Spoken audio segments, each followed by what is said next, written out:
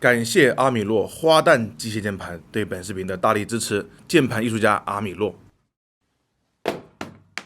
强，这里有个紧急任务需要你完成。该不会是骑游联机吧？打这么硬，是误了我们创意枯竭了吗？走吧。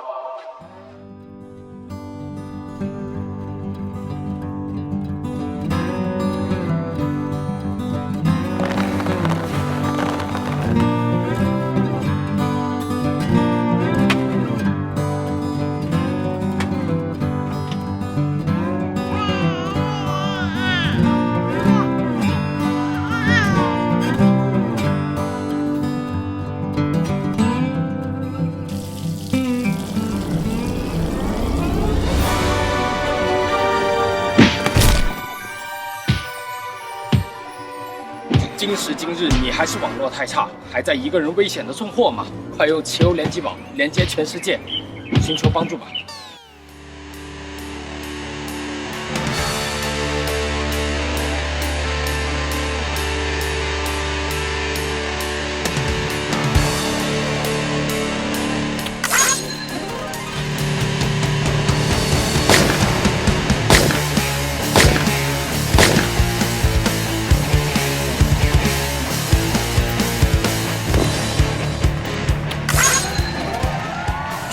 加速盒子始于奇游联机宝。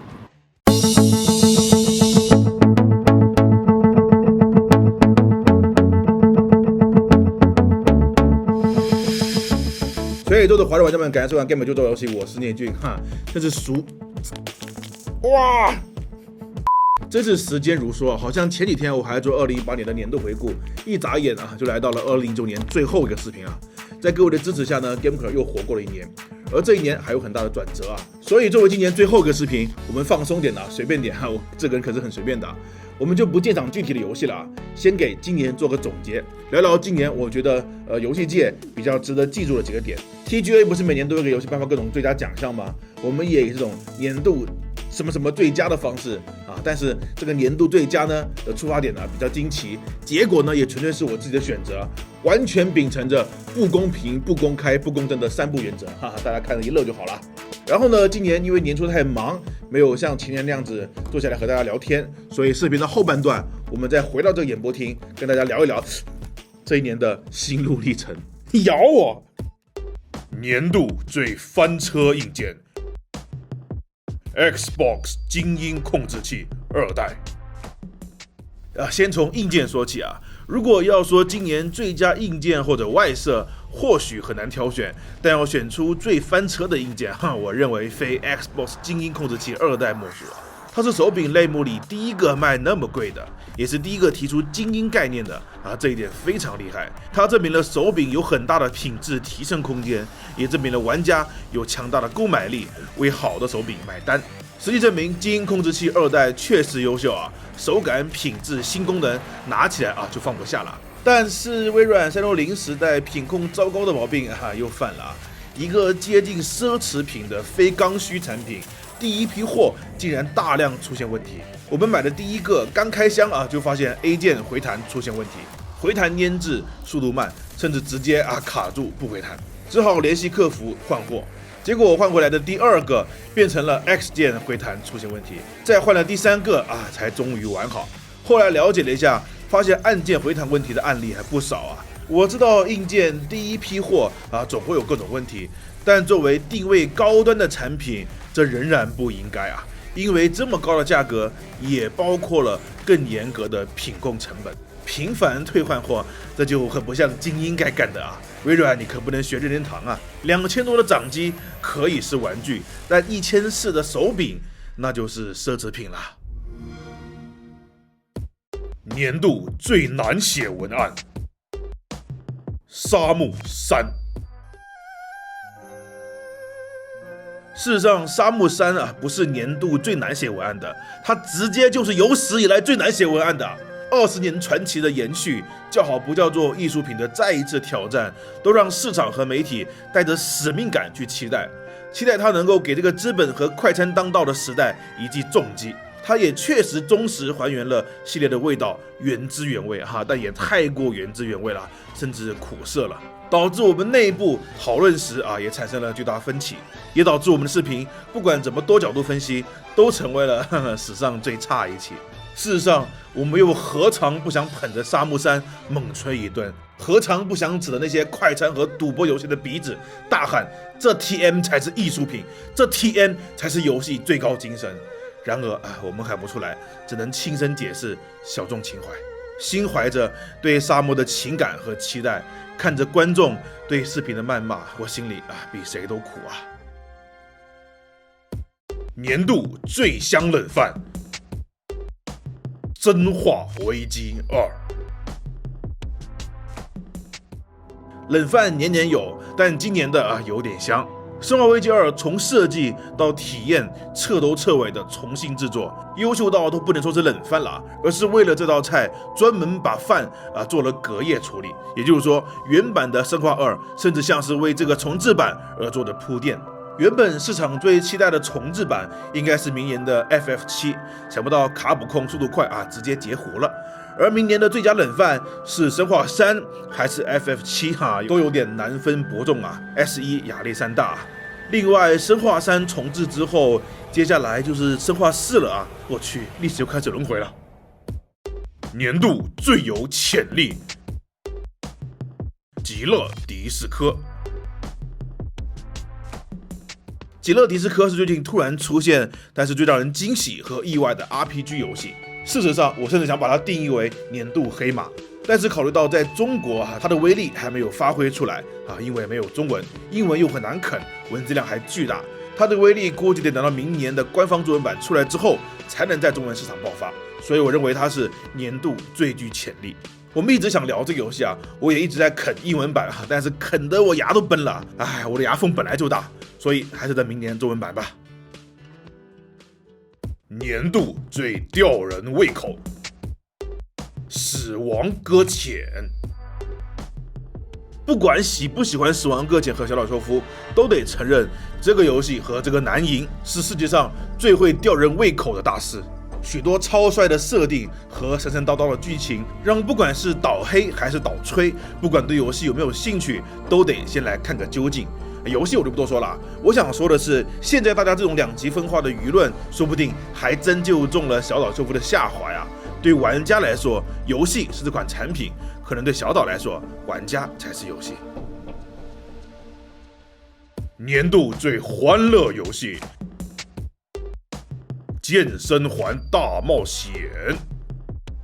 打着健身名号的运动游戏有很多，但是健身环大冒险是至今为止最好玩的无之一。它真正的把健身的各种动作做成了趣味十足的游戏，而且游戏性还很强，有不错的代入感渲染，甚至还有不错的剧情。假设就算不用健身环，只用普通手柄，这都是一款不错的 RPG 游戏，可能比宝可梦剑盾还有乐趣。相比起来，之前的那些健身游戏只能算是软件了这个游戏甚至引起了游戏化设计研究者的兴趣。我的朋友刘梦飞老师就在北师大里研究这个课题，他就对这个游戏赞不绝口这个游戏真正把游戏设计的理念融入到了生活中，融入到了健身这种枯燥的自虐中。从小了看，它是一款经典的爆款；从大了看，它可能是未来游戏最好的形态。那么问题来了，你们是想看我玩这个游戏呢，还是想看11姐玩这个游戏呢？年度最敷衍游戏 NBA 2K 2020。其实一开始我有点纠结，这个年度最敷衍游戏到底应该给 NBA 2K 2020呢，还是应该给宝可梦剑盾呢？但当玩家发现了2020的进程图标还是2019时我知道选谁了。先不说游戏实际上到底有没有进化，就说这个图标可能对玩家来说这只是粗心导致的，但是对开发者来说，这其实是一个很难做到的错误因为开发一款游戏，即使是续作也是很大工程的。这过程会用引擎开很多个临时工程，会有很多程序员的不同版本互相交错，会有很多次的整合、拆分、再整合、再拆分，会有很多次的不同版本管理。版本和工程的统一管理，在任何团队都是很复杂的。在这过程中，像上一代的图标这种东西是很难保留下来的。要保留下来，或许有2种情况：一是工程管理极端完美，完美到一个工程从头延续到尾，也就是2019一个工程延续到2020。二就是工程管理极端混乱，混乱到可能确实换了图标，但最后打包时又用了不知道哪个没换的版本，不知道2020是属于哪一个呢？好吧，不管是剑盾也好，2020也好，都证明了一家独大确实不是好事。年度最中二剧情，新樱花大战。樱花大战的归来或许是今年最大的惊喜啊，但它的剧情让我们最爱玩日式游戏觉得《异度神奶2》的剧情也能接受的月岛，也觉得新樱花大战太中二了。其实樱花大战系列本来就很中二，但时代会变迁嘛，或许现在中二玩家对中二的理解也不一样了。不过调侃对调侃，这个老 IP 的回归依然非常高兴啊，跟得上时代的进步也值得肯定。只是九保带人画的妹子，我个人怎么都喜欢不起来。要是换成了炼金工坊里的莱莎那样的人设，可能销量还能再翻一番。女主角瞪大眼睛时那弱智的眼神，莫名让我想起了人工智障扮爱酱。说实话，我还反而有点希望是扮爱酱呢，至少智障的可爱嘛。另外，我预告一下，下一期的视频就是新樱花大战。年度最迷路游戏，控制。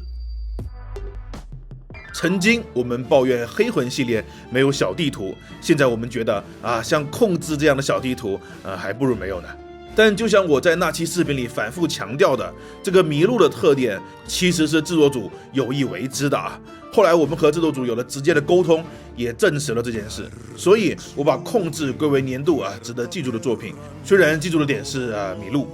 我们反复强调，有些玩家所抱怨的缺点，可能并不是真正硬伤的缺点，可能是制作组故意营造或者无法消除的副产物。它达到了某种效果，但也限制了玩家群体，这是一种舍取。如果没有这种舍取，作品就不再具有艺术性、独特性，越普遍就越普通嘛。三木三中有这样的舍取，死亡搁浅有这样的舍取，控制中也有这样的舍取。而优秀的团队能做到舍与取之间最好的平衡点，控制就是这样的平衡的作品啊。它保留了独特的气质和令人不适的感觉，同时也不会让大众过于反感，导致两极分化，让这个游戏表现出温和的面貌，又有越品味越有深度的内容。而事实上，控制的开发成本控制得很好，玩家的预期管理和口碑管理也非常到位，游戏也赚到了继续开发续作的钱。它或许不是最耀眼的游戏，但它是各方面管理的最得心应手的游戏。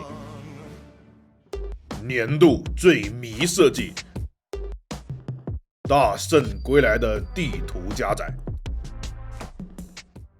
聊过了最迷路的设计聊到最迷惑的设计，大圣归来的地图加载。大圣归来口碑滑铁卢和失败的游戏设计就不再多说了，这些都是设计上的失败可以理解，但奇怪的地图加载策略依然是一个谜，因为这是一个技术失误，而不是设计不当。这不是开发组收多少钱就干多少事的事情就像一个画家收的钱少了会画得很潦草就交货，但不会特地的把画割成好几块再交货一样。会把一张画割成好几块交货，一定是前期对画布的尺寸沟通有错位，后期验收又不够严谨导致的，所以这是一个项目管理问题。因此我认为责任主要在中国和索尼这边的项目管理上，而不是日本开发组的问题。游戏设计的不好玩属于正常失误可以理解，但这个谜一样的技术错误值得谨记。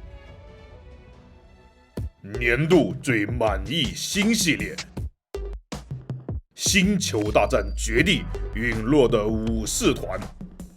虽然星战不是新 IP， 但是陨落的武士团算是这个 IP 的新系列。它和控制很像舆论没有那么极端，创新和妥协平衡，商业和独特性也平衡，最后也成功赚钱有续命的资本。其实重生工作室的气质和 Remedy 也的确很像他们作品都同样既有商业性质，有爽快成分，但也有自己的坚持和气质。哪怕是电竞味十足的 Apex 也是如此这种平衡的技巧放在 EA 这种公司里面就很独特啊，尤其是 EA 和育碧这几年大打服务性游戏和流水线生产的战略，而实际上口碑和销量却每况愈下。重生的这次意外成功，或许能让流水线大厂们明白一些，少搞点花花肠子，好好的做一款完整的游戏，或许才是持续发展的方向。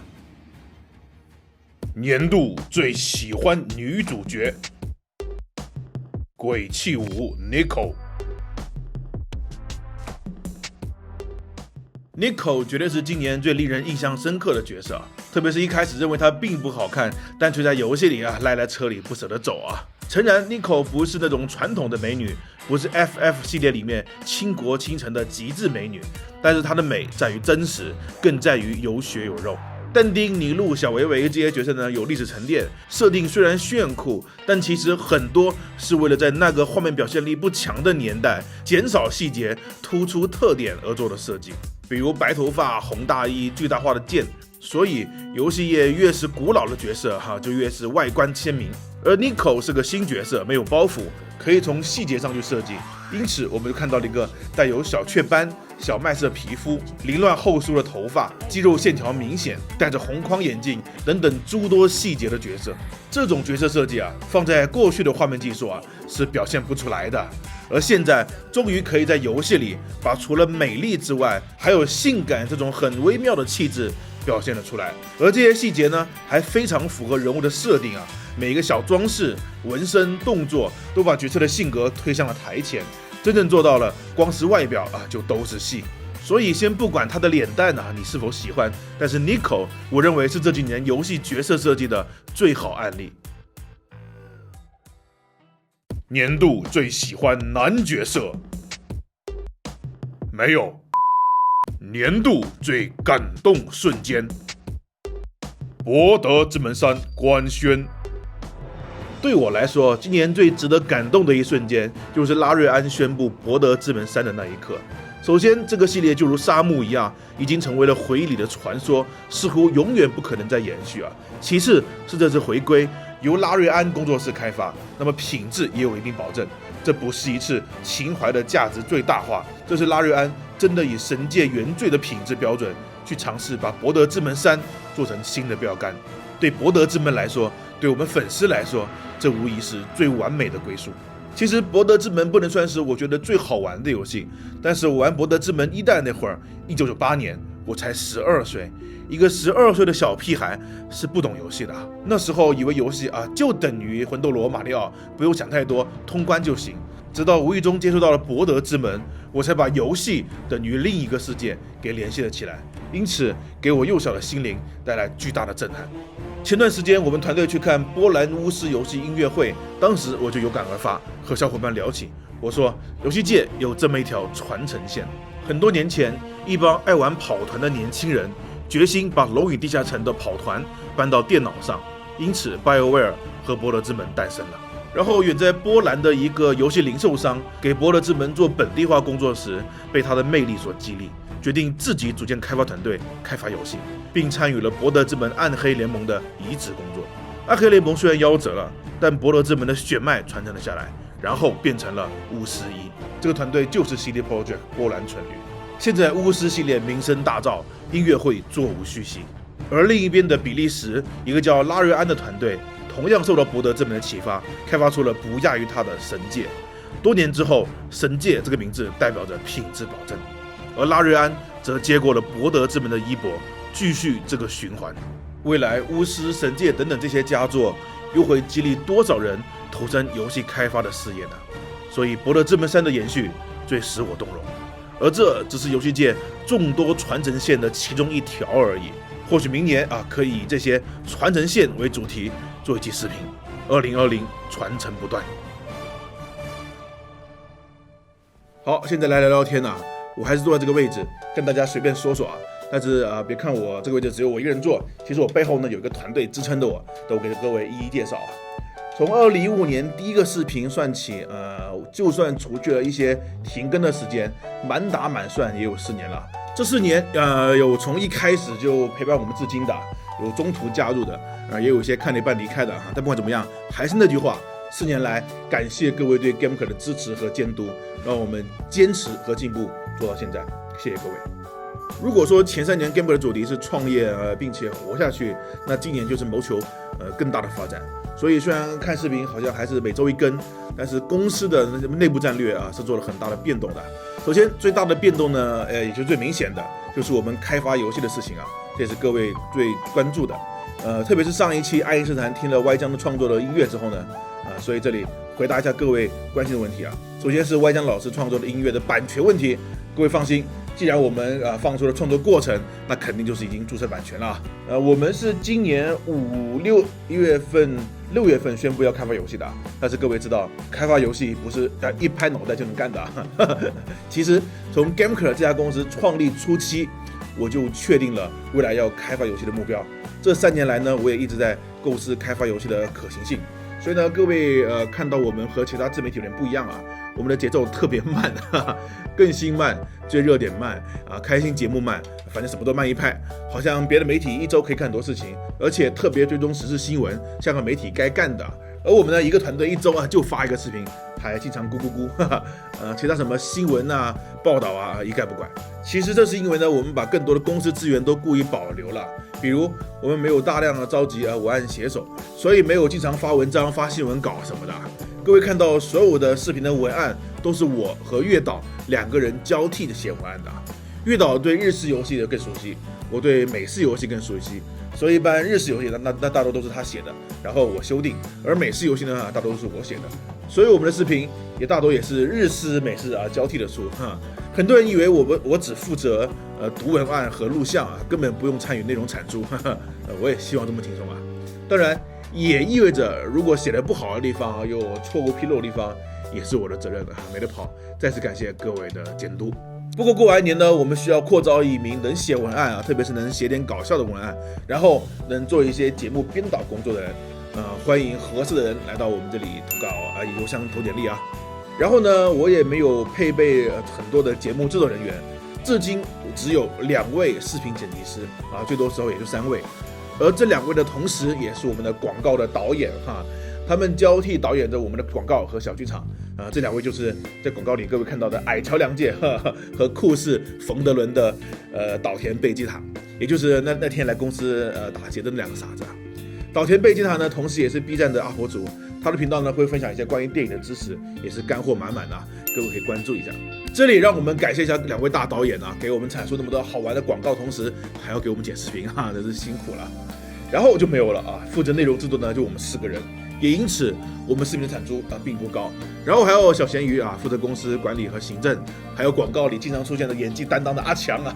负责商务管理，然后当然还有11姐负责我们的吃喝后勤什么的然后就没有了。一直以来我们团队就这样子，当然还有陈家辉、摇滚乐和歪江，但是他们的工作呢是非常规的，等会会具体讲到。总之常规人员一直以来就刚才那些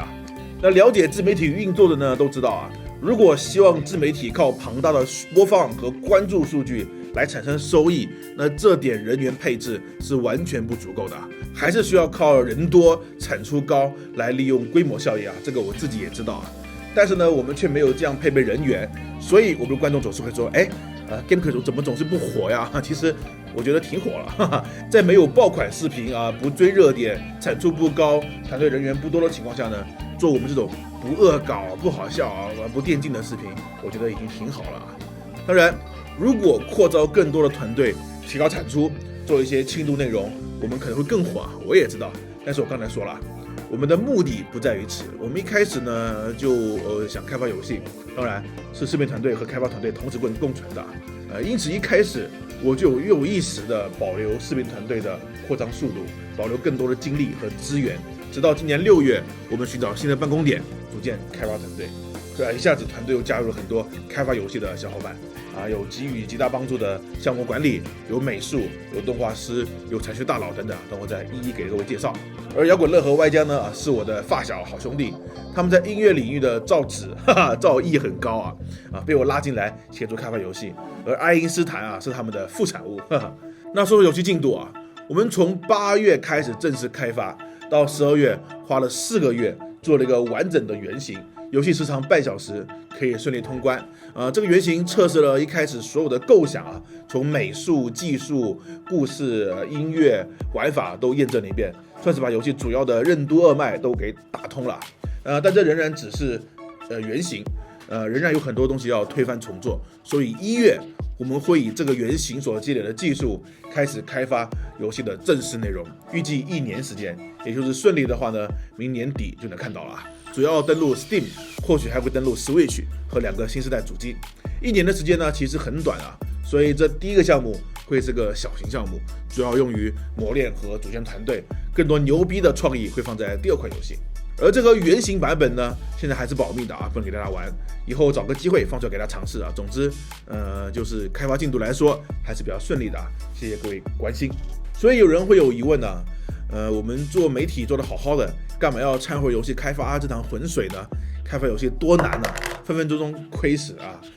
首先呢，做自媒体其实也不好做，尤其是做游戏这种受众比较窄的，更尤其是想做我们这种认真有价值的内容的更难哈。其次，开发游戏呢是我一开始的目标，我从离开学校就进入这个行业，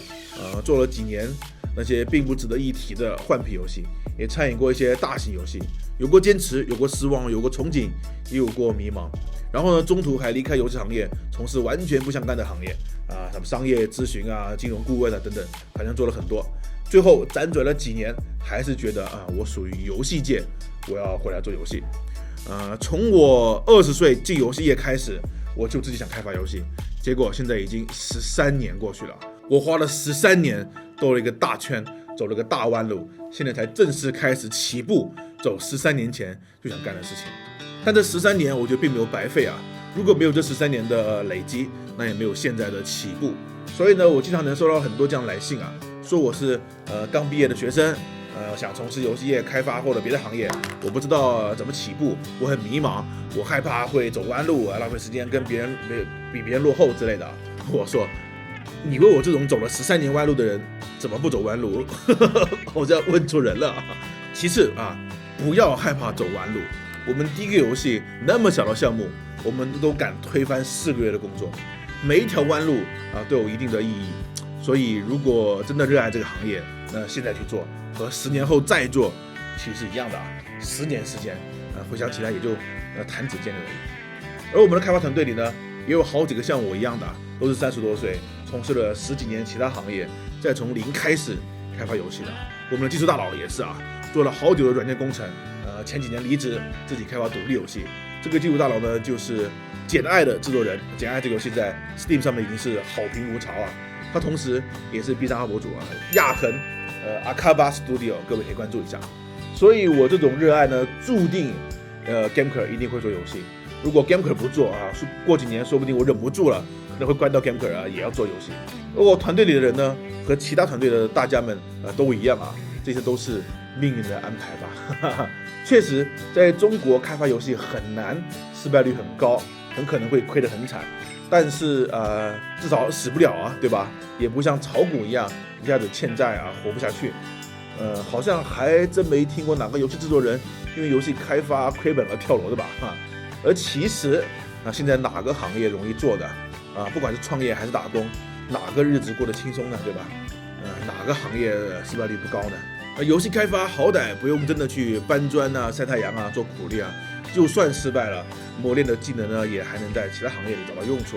再说，现在的游戏市场呢也确实在慢慢好转，而游戏呢又是我坚信未来会和音乐、电影一起成为3大主流娱乐10多年来都等过来了，那未来还有将近50年的人生，不做点自己认为值得的事情，老了以后后悔了多难过因此我们一直努力保持不被太多的数据诱惑，而实际呢也获得了很好的回馈我们虽然不算特别火，但在业内和学术圈呢也受到了不少支持我因此受邀到中国美院做了分享，有了大学相关专业的老师会在班里放我们视频，会有同行看我们的视频寻找想法，会有各大游戏厂商跟我们进行深度讨论。每次我去上海、北京，总是会被同行把行程安排得满满当当。每到一个聚会呢，都会遇到很多认可我们的视频的人，一直支持我们的人，也会遇到很多行业的大佬，见到很多同行，看到大家的支持和笑脸，我就知道我们坚持没有白费，未来的路还很长，可能性也还很多。我走过了很多弯路，做过了很多行业，但是我知道现在我已经走在了属于我自己的路上了。我也知道我应该不会再离开这个行业了。10年、20年、30年啊，我都会一边开发着游戏，一边跟大家聊游戏，跟大家一起玩游戏，反正都是弹指一瞬间吧。2019年末不能免俗的要感谢一下啊，感谢我之前13年的弯路啊，感谢时光没有带走我的热爱，感谢有机会做 Gameker， 感谢各位过去的支持，也感谢未来继续支持我们。最后感谢团队里的每一个人，比如我们的文案月岛，然后就是我们的美术大佬陈家辉，接着是我们的大导演岛田贝吉塔，然后是我们的美女公司运营小咸鱼，然后就是我们的厨娘11姐。那么接下来是我们的游戏开发团队，首先是项目管理金一，然后是我们的技术大佬亚恒，接着是我们另一位技术大佬俊宇，接着是我们的美术画师张哲嘉，好，然后是我们的动画师徐达义，还有一个我们新来的小姐姐，我们的美术设计马鲁，然后是我们另一位大导演矮桥良介，然后呢就是为我们创作了很多很好听的音乐的孙正江大佬歪江，最后呢很可惜我们还有一个黄牌演员，我们的阿强，可惜今天不在，我们都把他批在这里好不好？这里现在就是我们这个团队的大巴，基本上所有人吧。那未来我们这些人还会给大家，明年继续给大家贡献更多好的视频，以及开发好玩的游戏给大家玩。那么2020我们明年见 ，Gameker 与你同在，我是聂俊。